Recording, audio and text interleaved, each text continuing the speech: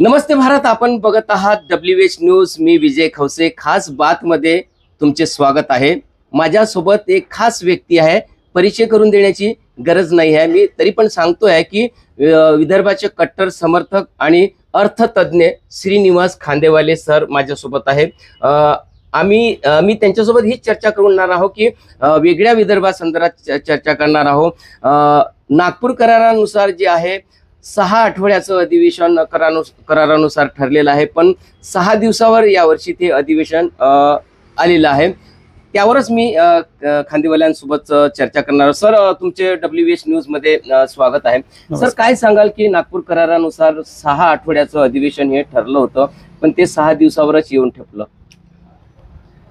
जेव्हा महाराष्ट्र राज्य तयार झालं त्यावेळेला विदर्भाच्या लोकांचं समाधान कसं करायचं हा महत्वाचा मुद्दा त्यांच्या पुढे होता. आणि त्यावेळेला असं म्हटलं गेलं की नागपूर ही राजधानी होती CP अँड बेरारची.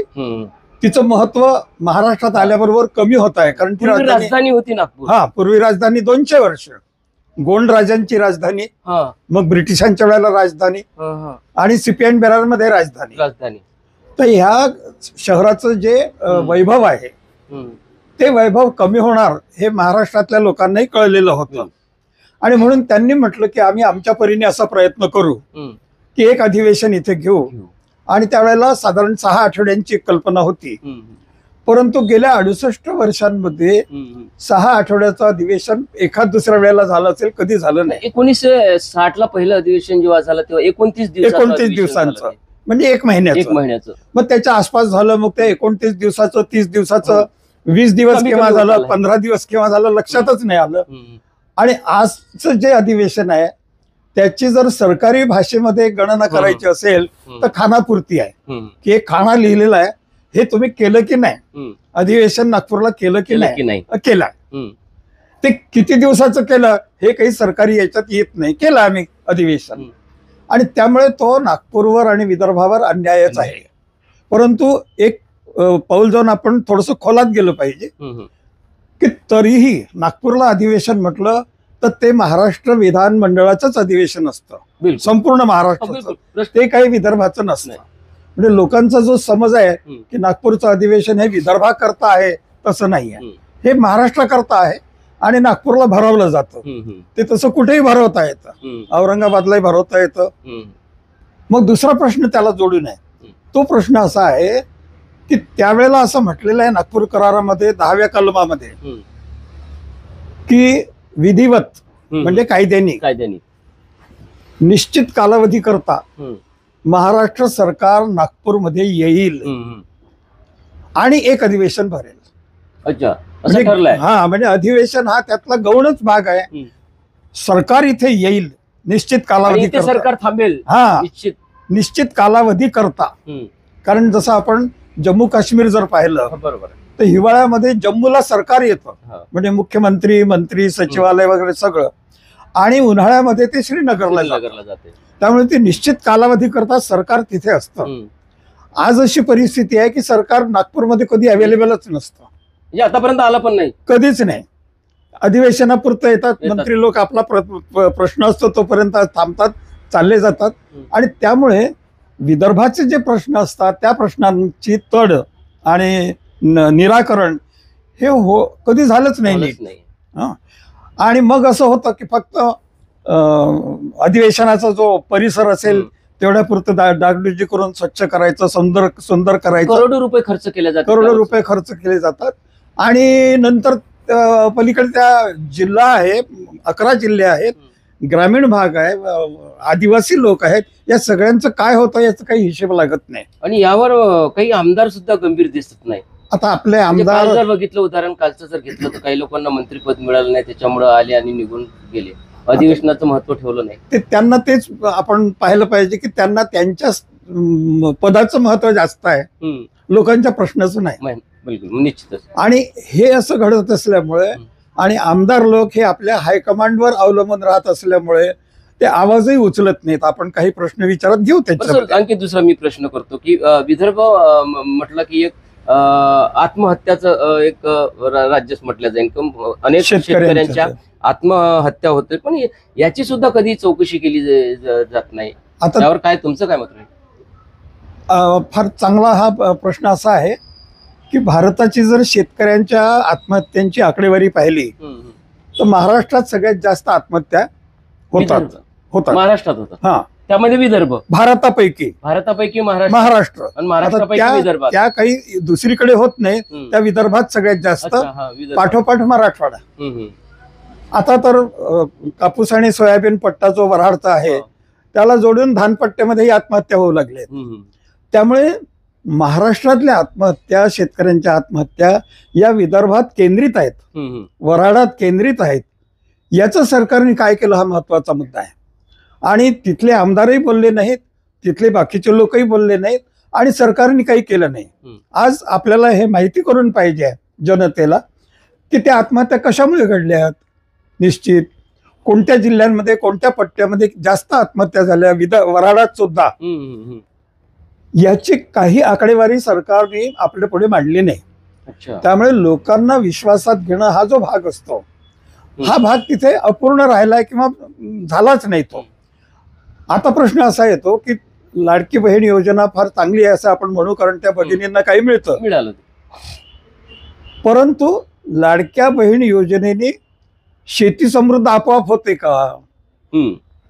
ग्रामीण क्षेत्र आपोआप समृद्ध होतं का? तेच जर त्या भगिनींना रोजगार दिला, त्यांना काही व्यवसाय काढून दिले, त्याची जबाबदारी सरकारने घेतली तर निदान तो परिसर पुढे येतो. लाडक्या बहिणीला त्यांनी पैसा दिला, तोच पैसा पुन्हा मार्केटमध्ये आला, त्यामुळे तो पैसा मार्केटमध्ये पुन्हा फिरत आहे ना. हो, आणि तर मग शेतकऱ्यांचे जे परिवार उद्ध्वस्त झालेत, आज जानेवारी पासून डिसेंबर पर्यंत जवळपास 950 आत्महत्या झाल्यात.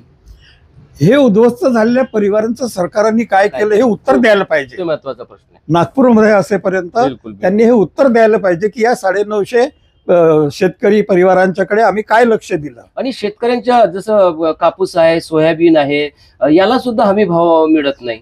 आता तो शेतकऱ्यांच्या आत्महत्येचं एक महत्वाचं कारण ते आहे. शेतकऱ्यांचा कर्जबाजारीपणा आहे, परंतु त्याच्यामध्ये MSP मिळत नाही, किमान आधारभूत भाव मिळत नाही आणि उत्पादन खर्च त्याच्या पलीकडे जातो.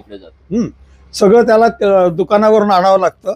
पूर्वीचा शेतकरी पाहिला तर घरचे बैल, घरचं बियाणं हे सगळं असायचं, त्याला बाहेर बाजारावर अवलंबून राहावं लागत नव्हतं.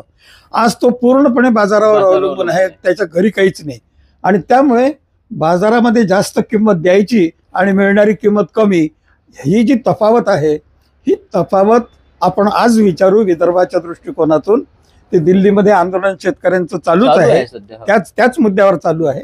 आपण असं विचारू की विदर्भाकरता तुम्ही काय केलं, की जेणेकरून शेतकऱ्यांच्या आत्महत्या कमी होतील आणि शेतकऱ्याला प्रगतीला कुठे वाव मिळेल. थोडेसे 4 पैसे हाती असले तर शेतकरी काही वेगळ्या गोष्टी करेल, पण तेही होताना दिसत नाही. आणि अनुशेष सुद्धा कमी व्हायला पाहिजे, तो वाढतच जात आहे. अनुशेषाबद्दल आपण जर बोलायचं ठरवलं तर आपण असं होतं की बोलूच नाही. कारण आहे की जो खर्च ज्या प्रदेशामध्ये करू असं म्हटलं गेलं, परंतु तो केला नाही, तर तो झाला अनुशेष. आणि अनुशेष हा त्या लोकांचा अधिकार आहे की तुम्ही पूर्वी खर्च केला नाही तर तो आता करा.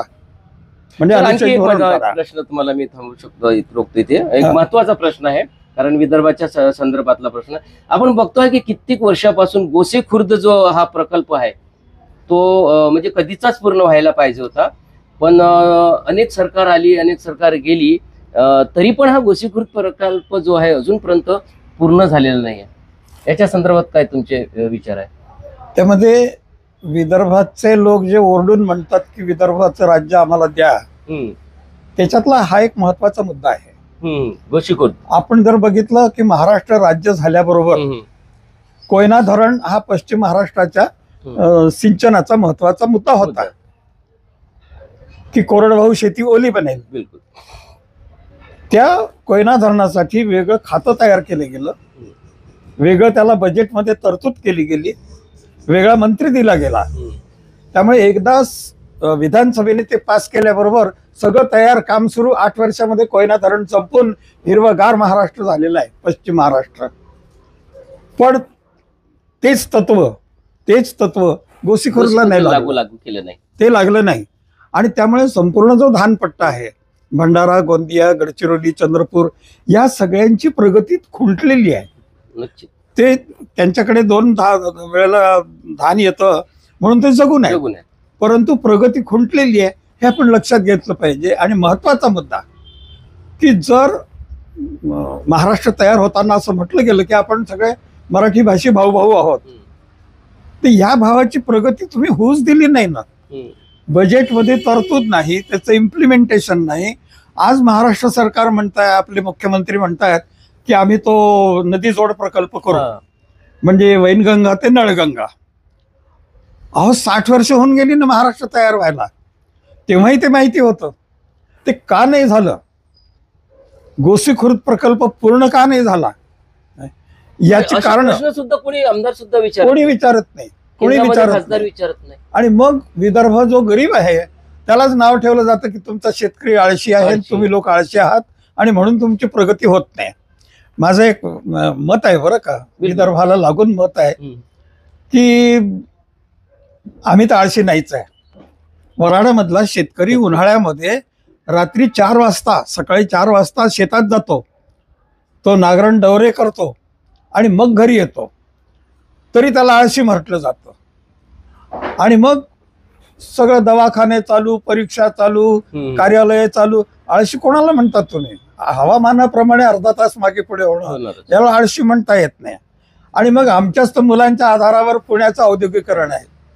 बरोबर, एकाही मुलाला कोणी आळशी म्हटलेलं नाही की मुलं आळशी आहेत आणि विदर्भात आमचेच मुलं जातात, आमचेच मुलं आहेत.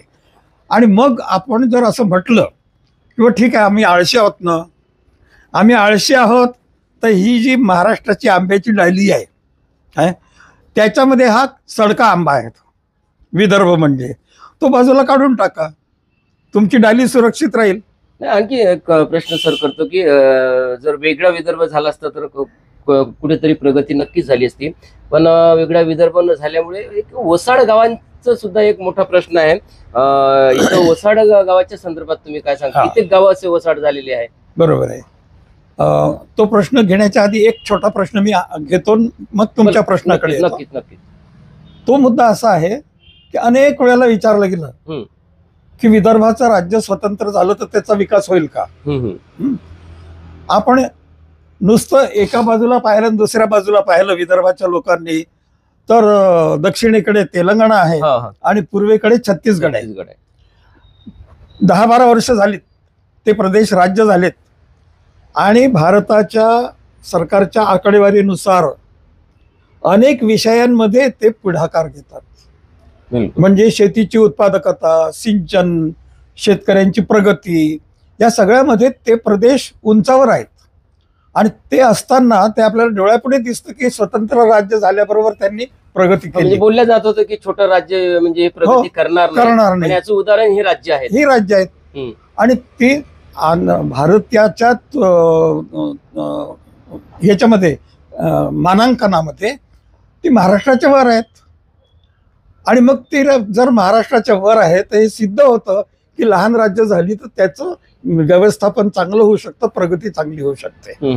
आता तुम्ही जो महत्वाचा मुद्दा मांडला तो असा आहे की महाराष्ट्र सरकारच्या आकडेवारीनुसार, ती जिल्हावार जी आकडेवारी असते त्याच्यानुसार, अबंडंट विलेजेस म्हणजे जे खेडी लोकांनी सोडून दिले त्याला ओसाड म्हटलं जातं सरकारी भाषेमध्ये.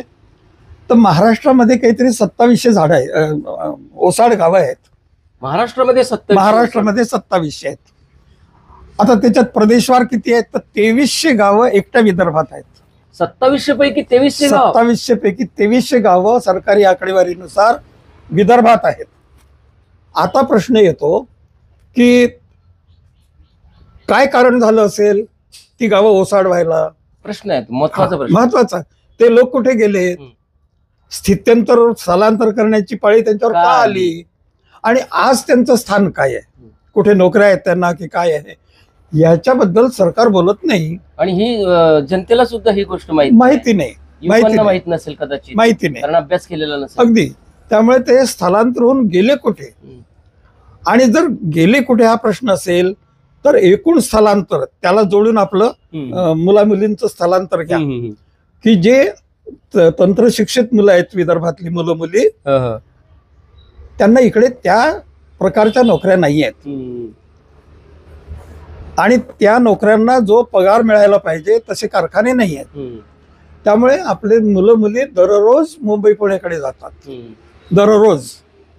आणि मग यंदा मुलं मुली तिकडे गेले आणि त्यांना नोकऱ्या मिळाल्या की दुसऱ्या वर्षी त्यांचे आई वडील जातात. आणि त्यामुळे आपल्या नागपुरातली घरं हे पुन्हा वृद्धाश्रम व्हायला लागलेली आहेत. हे सत्य आहे. माझी 2 मुलं पुण्यामध्ये आहेत, शेजाऱ्यांची आहेत, इकडच्यांची आहेत, सगळ्यांचीच आहेत. साहजिक मुलं इथे जर आई वडील जातीलच. त्यांना त्यांच्या लायक जर रोजगार इथे नाही तर मग त्यांनी काय करायचं. बरोबर. आणि म्हणून मग विदर्भ हा तंत्र शिक्षित मुलांचा सप्लाय करणारा प्रदेश म्हणून होऊन राहिला. त्याला मी MBA चा डायरेक्टर होतो. मुलं मुली जायचे पुणे मुंबईकडे, त्यांना लेटर आल्यानंतर मला म्हणायचे की सर आम्हाला बाय बाय करायला तुम्ही स्टेशनवर या. मी मित्राला घेऊन गेलो आणि त्या मित्रांनी विचारलं की हे कोण आहेत. तर म्हटलं हे आमच्या विदर्भाचं एक्सपोर्ट प्रॉडक्ट आहे. म्हटलं आम्ही इथे शिकवतो आणि त्यांना एक्सपोर्ट करून देतो. बरोबर आहे. पण ही लाचारीची परिस्थिती विदर्भावर येणं याला जबाबदार कोण. याला जबाबदार महाराष्ट्र राज्याची जी निर्णय प्रक्रिया आहे, अर्थव्यवस्था आहे आणि राज्य व्यवस्था आहे ती पूर्णपणे जबाबदार आहे. मग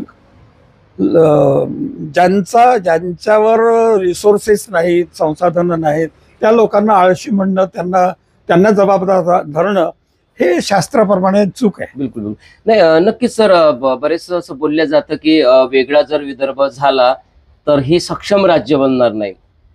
तुमच्या मते म्हणजे काय सांगाल की म्हणजे सक्षम राज्य कसं राहील हे अर्थतज्ञ म्हणून तुम्ही सुद्धा मी आकडेवारी बजेट सुद्धा तुम्ही एक विदर्भाचा सुद्धा 2 वेळेला बजेट काढलाय तुम्ही नाही का.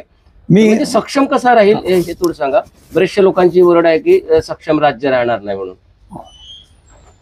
एका कवीने असं म्हटलंय मराठीत की पूर्व दिव्य ज्यांचे त्यांना रम्य भावी काळ. तर पूर्व दिव्य म्हणजे काय. तर दशरथाची आई, राजा दशरथाची आई, प्रभू रामचंद्राची आजी इंदुमती ही विदर्भाची राजकन्या होती. श्रीकृष्णाची पत्नी रुक्मिणी ही विदर्भ कन्या होती. म्हणजे हा प्रदेश तितका संपन्न होता म्हणूनच त्यांनी आपला नातेसंबंध इथे जोडला. हा इतिहासाचा भाग झाला. 1955 मध्ये जो राज्य पुनर्रचना आयोगाचा अहवाल आहे तो प्रत्येकाच्या मोबाईलमध्ये आहे, वाचण्यासारखा आहे. त्याच्यामध्ये एक चॅप्टर आहे 3-4 पानाचा, तो मुंबईवर आहे आणि एक विदर्भावर आहे. त्यांनी असं म्हटलं आहे की आम्ही सगळ्यांना आकडेवारी मागितली की तुम्हाला जे म्हणायचं आहे ते आकड्यांच्या आधारेच म्हणा तुम्ही. बरोबर. तर विदर्भाची आकडेवारी आपले आदरणीय त्या काळाचे लीडर लोकनायक बापूजी अणे त्यांनी सादर केलं. 73 पेजेसचं निवेदन. त्याच्यामध्ये त्यांनी त्यावेळेची आकडेवारी दिली. राज्य पुनर्रचना आयोगाने असं म्हटलं की पश्चिम महाराष्ट्र, गुजरात, मुंबई आणि विदर्भ हे 4 प्रश्न त्यावेळेला चर्चेला होते. त्यापैकी पश्चिम महाराष्ट्र हा घाट्यामध्ये होता, म्हणजे खर्च जास्त उत्पन्न कमी. गुजरात त्यावेळेला तोट्यामध्ये होता, खर्च जास्त उत्पन्न कमी. मुंबईमध्ये सरप्लस होतं उत्पन्न, शिल्की उत्पन्न होतं आणि विदर्भामध्ये होतं. हे कागदपत्री आहे. मग आजचा आपला सगळ्यांचा प्रश्न आहे की आमचं ते शिल्लक होतं ते कुठे गेलं हो. म्हणजे आम्ही शिल्की प्रदेश होतो तेही नाही राहिलं, समसमानही राहिलं नाही. आणि आज विदर्भ महाराष्ट्राच्या चळत जी आहे प्रदेशांची त्याच्यामध्ये सगळ्यात खाली आहे. मग ही अवनती का झाली आणि कोणी केली आणि त्यावर उपाय काय. तर अवनती का झाली महाराष्ट्रात आपण गेल्यामुळे, कोणी केली त्या निर्णय प्रक्रियेने केली. उपाय काय तर स्वतंत्र विदर्भाचं राज्य असणं, लोकांनी आपले जे प्रश्न आहेत त्याला प्राधान्य ठरवायचं आणि त्या प्राधान्याप्रमाणे आपला विकास करून घ्यायचा, हे त्याचं सूत्र आहे, बिलकुल उत्तर आहे. आणि सगळ्यांनी लक्षात ठेवण्याची गोष्ट अशी आहे की भाजप या पक्षाने आंदोलन केलं विदर्भासाठी आंदोलन नेतृत्व केलं. माननीय श्रीयुत गडकरी, माननीय श्रीयुत देवेंद्र फडणवीस, माननीय श्रीयुत मुनगंटीवार हे नेते होते आपले विदर्भ मागणारे. आज ते एक शब्द बोलत नाहीत. आणि त्यामुळे राजकारण विदर्भाच्या विरुद्ध कसं गेलेलं आहे ते दिल्लीतही गेलं आहे आणि मुंबईतही गेलेलं आहे हे आपल्याला डोळ्यापुढे दिसतं. आणि त्यामुळे मग विदर्भाचा जो सामान्य माणूस आहे त्याला वाटतं की आपल्या नशिबातच गरिबी लिहिलेली असेल तर आपण काय करणार आहे. त्याला हे कळतच नाही की याच्या मागे बरेचशी निर्णय प्रक्रिया असते जी तुमचा विकास होऊ देत नाही. अनुशेषाबद्दल मी एक मुद्दा आपल्याला जरूर सांगेन आणि आपल्या श्रोत्यांना फार आवडेल तो की मग मी असं म्हटलं की जो पैसा खर्च करू असं म्हटलं तो जर सरकारने केला नाही काही कारणास्तव, महापूर आले, उन्हाळा जास्त झाला वगैरे वगैरे, तो केला नाही तर दुसऱ्या वर्षी तो अनुशेष बनतो किंवा हा करायचा आहे खर्च. हा, आणि जितका आहे त्याच्यावर त्या लोकांचा अधिकार आहे कारण बजेटमध्ये ते मान्य केलं होतं. मग तो अधिकार आहे अनुशेष हे लोकांच्या लक्षात आल्याबरोबर विदर्भाचे जेवढे आमदार होते ते सातत्याने हा मुद्दा मांडत राहिले अनुशेषाचा. तो वाढत गेला कारण पुरेसा निधी दिला नाही.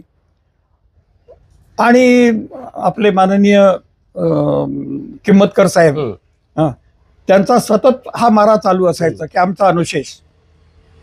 केळकर समिती जेव्हा 2010 मध्ये अपॉइंट झाली त्याच्यापुढे आपण निवेदनही दिली केळकर समितीपुढे.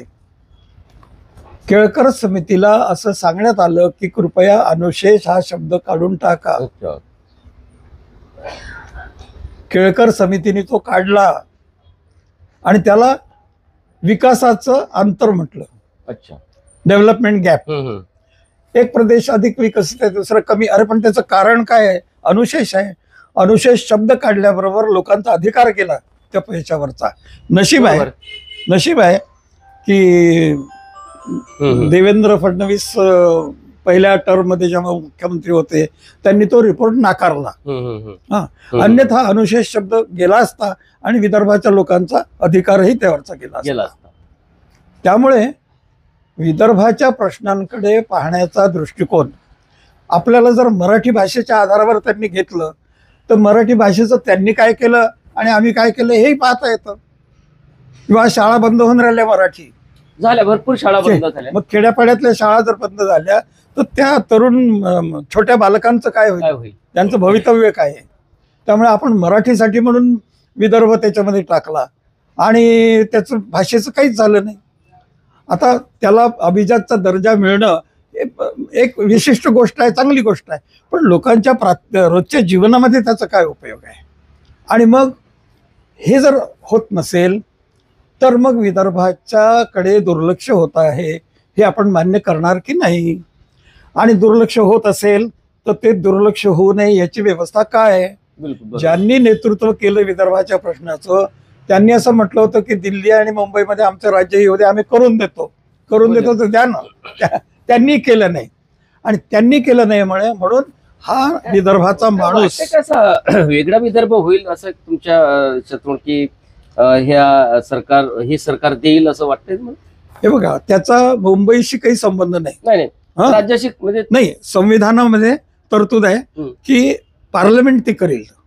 पार्लमेंटला अधिकार आहे. हा, लोकसभा. आता पार्लमेंटमध्ये जे सरकार आहे त्या सरकारचं हे जे उद्दिष्ट आहे की आपल्याला मुंबई पाहिजे आणि त्याच्यामुळे विदर्भाचा मुद्दा काढू नका, हा दृष्टिकोन आहे. हा दृष्टिकोन बदलेपर्यंत तर आपल्याला थांबावं लागेल. परंतु अनेक लोकांनी म्हटलं की बाबा विदर्भ हा काही सक्षम होऊ शकत नाही वगैरे वगैरे.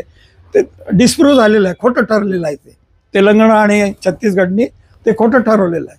लहान प्रदेशांचा विकास होतो आणि चांगला होतो. इथलं औद्योगिकरण गेलं आणि तिथल्या राज्यापेक्षा तर विदर्भ पुन्हा आम्हाला सक्षम दिसत आहे. नागपूर पासून अकोल्यापर्यंत 11 कापड गिरण्या होत्या, त्या सगळ्या बंद झाल्या. त्याच्यामुळे कापसाची जी मागणी स्थानिक होती ती कमी होऊन गेली. तितके जिन प्रेसेस कमी झाले. इथे कापूस आणि सूतगिरण्या कुठे? पश्चिम महाराष्ट्रात. हे कोणतं अर्थशास्त्र आहे? जिथे कच्चा माल तयार होतो तिथे जास्तीत जास्त त्याच्यावर प्रोसेस झाली पाहिजे, तेच ना, प्रक्रिया झाल्या पाहिजे, तेवढा रोजगार आपोआप निर्माण होतो.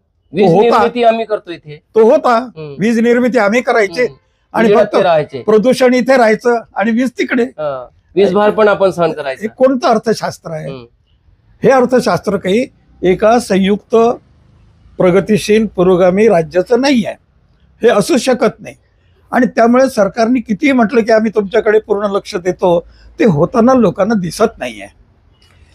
तर नक्कीच सरांनी इत्थंभूत माहिती आपल्याला दिलेलीच आहे. तर मी तुम्हाला सांगू इच्छितो की वेगळा विदर्भ जर झाला तर नक्कीच ही सक्षम राज्य राहील. एक मुद्दा सांगू का? नक्कीच सांगा सर. विदर्भ सक्षम होईल की नाही या दृष्टीने विदर्भातल्या लोकांनी काही प्रयोग केला आणि तो प्रयोग असा केला की चालू कर पद्धती त्याच्याप्रमाणे विदर्भाचं बजेट करायचं. आणि मी अर्थशास्त्राचा असल्यामुळे त्यांनी मला म्हटलं, तर त्यांनी तो प्रयोग 2 वेळेला केला. मी 2 वेळेला विदर्भाचं बजेट तयार केलं. दोन्ही वेळेला ते सरप्लस निघालं. की विदर्भ जर झाला तर हे सरप्लस प्रदेश होईल, राज्य होईल. आणि त्यामुळे इथल्या लोकांना आता माहिती झालेलं आहे की विदर्भ राज्य जर झालं तर ते सरप्लस स्टेट होईल. तर राज्य पुनर्रचना आयोगाने जसं म्हटलं की विदर्भ छोटा जरी असला तरी तो सरप्लस आहे आणि तसं राज्य पुन्हा होईल असं त्या आकड्यावरून दिसतं. मी काही आकडे दुसरीकडून नाही आणले, तेच आकडे आहेत. आणि त्यामुळे मी तर त्याच्यात 20% स्वस्त केली होती. 20 स्वस्त केली होती, स्वस्त केली होती. विदर्भवासियांना फायदा झाला. तसं होऊ नये, उद्योग झाले असते घरोघर. माझं मॉडेल सांगतो तुम्हाला एका मिनिटामध्ये. माझं मॉडेल आहे पंजाब हरियाणामध्ये जसे घराघरांमध्ये उद्योग चालतात, खेळाचं सामान घरात तयार होतं, हे सगळं होजिरी होते. हे आमचं मॉडेल असलं पाहिजे की घराघरामध्ये आमच्याजवळ वीज आहे तर लोकांनी स्थलांतरित कशाला व्हावं, हे उद्योग त्यांच्याकडे जावे आणि त्याचं मार्केटिंग सरकारने कसं चांगलं करता येईल ते पाहावं. त्यामुळे इथे बेरोजगारी निर्माण होऊ शकत नाही. गोसीखुर्दचा पूर्ण उपयोग केला तर कुठल्याही प्रकारची बेरोजगारी निर्माण होत नाही. त्या 6 लाख तलाव जे आहेत 4-5 जिल्हे मिळून, त्या तलावांच्या मासेमारीकडे जर कमर्शियल पद्धतीने लक्ष दिलं तर त्या 5ही जिल्ह्यांमध्ये उत्पन्न भरपूर, उत्पादन भरपूर, लोकांना रोजगार भरपूर ही परिस्थिती आहे. माझ्या एका विद्यार्थ्यांनी PhDचा संशोधन त्याच्यावर केलेलं आहे. त्यामुळे आकडेवारीने आम्ही ते सिद्ध करू. आणि दुसरी गोष्ट म्हणजे MPSCच्या जागी तुमचं DPSC सगळं आपल्याला मिळू शकते. म्हणजे एक विदर्भाकडे लोकसेवा आयोग जे आहे, विदर्भामध्ये संपूर्ण महाराष्ट्राची तुलना केली तर खनिज आहे. 70% खनिज वनसंपत्ती आपल्या विदर्भात आहे. वनसंपत्ती विदर्भात आहे. जलसंपत्ती, वनांचं जर संशोधन केलं आणि त्याच्यावर रोजगार निर्माण केला तर हे एक पुन्हा एक संपन्न राज्य निर्माण होऊ शकतं. पण ते निर्माण करण्याचा अधिकार हा संविधानाने, पार्लमेंटने विदर्भाच्या लोकांना द्यायला पाहिजे, विदर्भाचं राज्य निर्माण करून. नक्कीच वेगळा विदर्भ जर झाला तर संपन्न राज्य हे नक्कीच होणार आहे. कारण इथे वनसंपत्ती आहे, इथं विद्युत आहे, इथे नद्या मोठ्या प्रमाणात आहे आणि विदर्भामध्ये म्हणजे प्रत्येक पीक घेतल्या जाते सर. म्हणजे कापूस असो, धान असो, गहू असो, संत्रा असो, इतर फळ वगैरे, फळ सगळं म्हणजे इथं विदर्भात होते. हे सगळं या ठिकाणी होऊ शकते आणि इथे एक मोठी बाजारपेठी त्या माध्यमातून निर्माण होऊ शकते. आणि दुसरी गोष्ट, ज्याप्रमाणे MPSC आहे त्याचप्रमाणे जर वेगळा विदर्भ झाला तर DPSC आपल्याच परीक्षा होतील, आपल्या परीक्षा होतील. म्हणजे आपल्या विदर्भातले मुलं जे आहे ते म्हणजे मोठ्या हुद्द्यावर सुद्धा इथे जातील, कंपन्या सुद्धा या ठिकाणी निर्माण होतील. सरांनी 2 वेळा इथला विदर्भाचा बजेट काढलेला आहे. अत्यंत तो बजेट सुद्धा विदर्भाचा यांनी म्हणजे फायद्याचाच ठरवलेला आहे. त्यामध्ये विजेचे दर सुद्धा कमी केलेले आहे. पण असं होताना या ठिकाणी दिसत नाही. याकडे जे विदर्भातले जे काही युवक असतील, विदर्भ मधले जे शेतकरी असतील, विदर्भामधल्या ज्या महिला असतील, त्यांनी सुद्धा ह्या गोष्टीकडे म्हणजे लक्ष देऊन ह्या समजून घेतल्या पाहिजे की आमचा जर वेगळा विदर्भ झाला तरी आम्ही आमचं सक्षम राज्य बनवू आणि आमचं इथलं मुख्यमंत्री होईल. जर समजा हिंदी भाषिकांचे 4-4, 5-5 जर राज्य असून होऊ शकतं तर मग विदर्भात महाराष्ट्रातले मराठी 2 मुख्यमंत्री का नाही? डॉक्टर आंबेडकरांनी, आता मला 1 मिनिट द्या. बिलकुल बिलकुल. डॉक्टर आंबेडकरांनी म्हटलं होतं की एवढा मोठा महाराष्ट्राचं प्रशासन आपण करू शकणार नाही आणि म्हणून त्यांनी विदर्भाचंही राज्य व्हावं असं म्हटलं होतं. हा एक भाग झाला. महाराष्ट्राचे थोर अर्थशास्त्रज्ञ वि. दांडेकर प्रोफेसर, माझे गुरु पण होते, त्यांनी एक पत्र लिहून नागपूरच्या एका प्राध्यापकांना सांगितलं की महाराष्ट्राची 2-3 राज्य झाली पाहिजेत.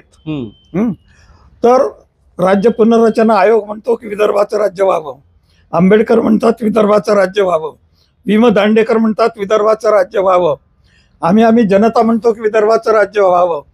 मग आम्हाला कोणालाच काही कळत नाही का? हो ना, बरोबर. आम्हाला आंबेडकरांपासून तर आमच्यापर्यंत 3 राज्य झाले तर मागितले नव्हते कोणी मागणी नव्हती राज्यांची. परंतु पश्चिम महाराष्ट्राच्या औद्योगिकरणाला इथली वीज, इथली जंगलांची रॉयल्टी, कापूस हे सगळं मिळणं, याच्यासाठी खनिज, याच्यासाठी हा प्रदेश संपन्न प्रदेश आहे, हा हाताशी असणं अत्यंत आवश्यक आहे.